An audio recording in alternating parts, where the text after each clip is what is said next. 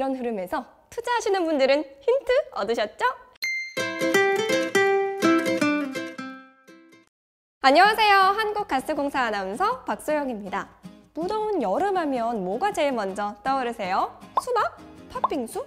저는요, 시원한 바다를 참 좋아하는데요.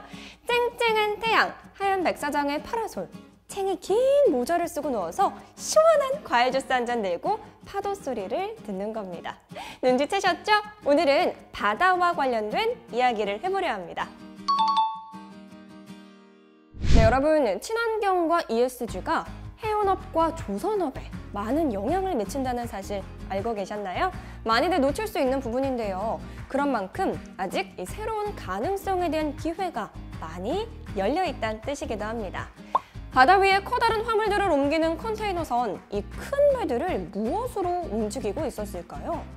예전에는 증기기관을 이용한 석탄을 썼을 거고 지금도 비슷하게 화석연료를 쓰고 있는데요. 그렇다면 여기에 불가피하게 따라오는 건 맞아요. 이산화탄소 같은 유해물질이 나옵니다. 자동차나 버스와는 비교도 안 되게 훨씬 더 많은 양의 유해물질들이 선박을 통해서 나오고 있었습니다. 당연하죠? 크기를 보면 당연한 얘기입니다. 네, 이렇게 선박이 배출하는 유해물질, 최근 들어서 강력하게 규제하기 시작했습니다. 이름하여 IMO 2020. IMO, 즉 국제회사기구는요, 해운과 조선에 대한 국제적인 이슈를 관리하는 유엔의 산하기구인데요. 2020년 1월 1일부터 IMO가 선박용 연료의 황산화물 배출 허용량을 기존의 3.5%에서 0.5%까지 대폭 낮췄습니다. 겨우 3%? 아닙니다. 0.5%면 업계 입장에서는 거의 배출하지 말아라, 이런 얘기거든요. 심지어 이걸 신규 선박에만 적용하는 게 아니고요. 이미 바다에 떠있는 기존의 배에도 적용하도록 했습니다. 엄청난 거죠.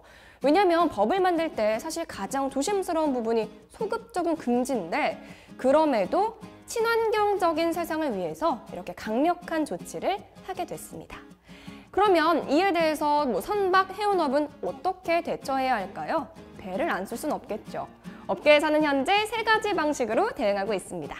먼저 첫 번째, 황 함량이 적은 연료유를 사용합니다. 저유황유라고 하죠. 두 번째는 스크러버.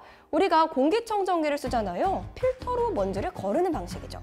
배도 똑같이 배출되는 황산화물을 거르는 장치를 설치하는데요. 이게 스크러버입니다. 마지막으로는 이걸 주목해야 되는데요. 애초에 황을 아예 배출하지 않는 연료를 쓰는 겁니다. 그 중에 대표적인 게 LNG죠. 이 LNG는 액화 과정에서 황 이물질을 없애는 처리 과정을 무조건 거칩니다. 그래서 LNG 선박은 IMO 2020의 규제를 아예 안 받을 수 있습니다. 이런 흐름에서 투자하시는 분들은 힌트 얻으셨죠? 네, 결론적으로 세계의 모든 배들은 급한 대로 일단은 저유황유 또 스크러버로 대응하겠지만 결국 언젠가는 LNG 선박을 활용해야만 하는 상황에 마주했습니다.